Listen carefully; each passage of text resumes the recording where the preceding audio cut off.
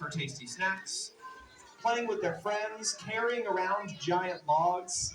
And as they're using those tusks, they can sometimes chip or even break them off. And that's totally fine. It's just a normal part of being a boy elephant.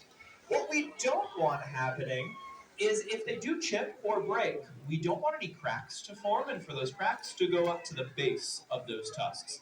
That's when we start running into bigger problems and it doesn't feel very good. So we may trim their tusks to make sure there aren't any cracks. For Jake in particular, about a month ago, we noticed that he had chipped his right tusk. So we asked him to come on over and we took a closer look at his tusk and we were able to sand down where he chipped it. A few weeks after that, we were able to get an x-ray, so look inside his tusk. And from there, we noticed that he did have a small crack forming. So we were able to trim up his tusks, making sure that they were nice and healthy. Other things our elephants might participate in, things like elephant pedicures. He's showing off those feet to you all, but taking care of their feet again for a 10,000-pound animal is very important. Trimming up nails, making sure that we're getting rid of any extra skin. We can also do things like blood draws. Blood draws, or getting a little bit of blood from our elephants, is a very important part of taking care of them. They allow us to check for things like disease or germs, make sure they're getting everything they need from their food. One disease that we're looking for in particular is something called EEHV. EEHV is a virus that only affects elephants, but is something that can come up pretty suddenly and can be very dangerous, especially for younger elephants. So it's very important that we do regular blood draws. For our boys, it usually means once every 2 weeks or so. That way we can check for EEHV, try and catch it early on if possible, and go ahead with treatment. The best way to treat it is through something called a plasma transfusion. Give me a thumbs up if you've heard plasma before. Okay, a few thumbs. Excellent. If you haven't, not a problem. Plasma is just another part of your blood. And a plasma transfusion involves one elephant donating their plasma to another elephant. So just like you might go to a clinic to donate your own blood or plasma, our elephants can do the exact same thing. However, a plasma donation does take a little bit longer than just a regular blood draw, anywhere from 20 to 30 minutes per session. But remember that just like these training sessions, which we're resuming now that Jake has finished his pool time, just like these sessions, a plasma donation is fully voluntary, meaning if they're not feeling like it, they can just walk away at any point. So the fact that our elephants stand still for about half an hour, oh, that was spectacular from Jake. Those feet are looking good, buddy. The fact that our elephants stand still for about half an hour while they donate their plasma shows the relationship and the trust that they've built with their animal care staff.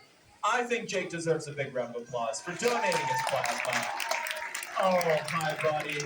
You're very welcome. Like I had said, Jake is one of our 6 male Asian elephants that call Toyota Elephant Passage their home. And that creates what we call a loose bachelor herd. If you've seen herds of elephants at other zoos or maybe on a documentary, those are usually female herds or what are called matriarchal herds. They are led by a dominant female, that's the matriarch, and she's usually grandma or great grandma, and they're made up of other girl elephants and their babies. Male elephants don't really spend time with those female herds. By the time a male elephant is between 6 and 10 years old, they've moved on from the herd they were born into.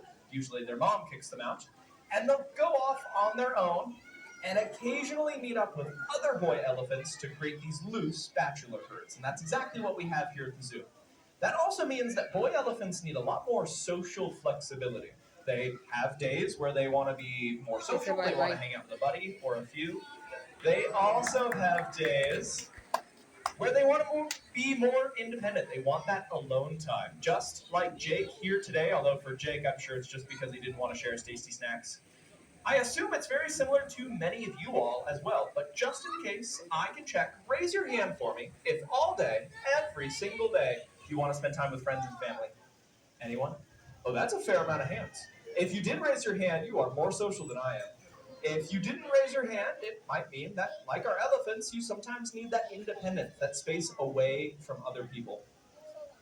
Now, being able to offer that social flexibility allows us to not only care for our elephants' physical well being, but also their social well being as well, making sure that overall they are happy and healthy elephants.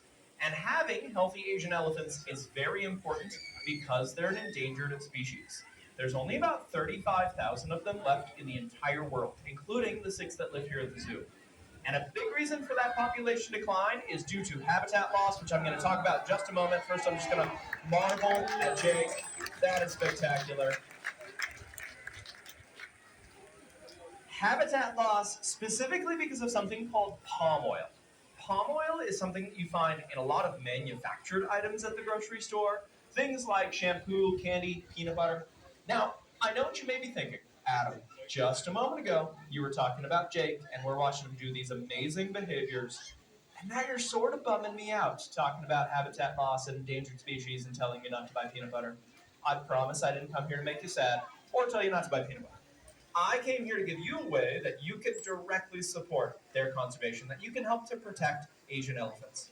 And a great way to help support them is by buying items with sustainable palm oil in them, or asking your grown-ups to do that. And a great tool to see which items have sustainable or unsustainable palm oil is a free app that you can download on your phone called the Palm Oil Scan. And all you have to do is use that app to scan the barcodes of items that you buy at the grocery store. It'll tell you exactly where that palm oil is coming from and whether it's sustainable or not. So again, Palm Oil Scan, a great way to directly support their conservation. Another great way to support them is by doing this, being here at the Denver Zoo Conservation Alliance, supporting our mission as a conservation organization to inspire communities to save wildlife for future generations. Just by being here today, you all are helping to save wildlife both here in Colorado and around the world. I'd also like to extend a special thank you to any members of the zoo. Without your continued support, we cannot accomplish our mission of saving wildlife for future generations.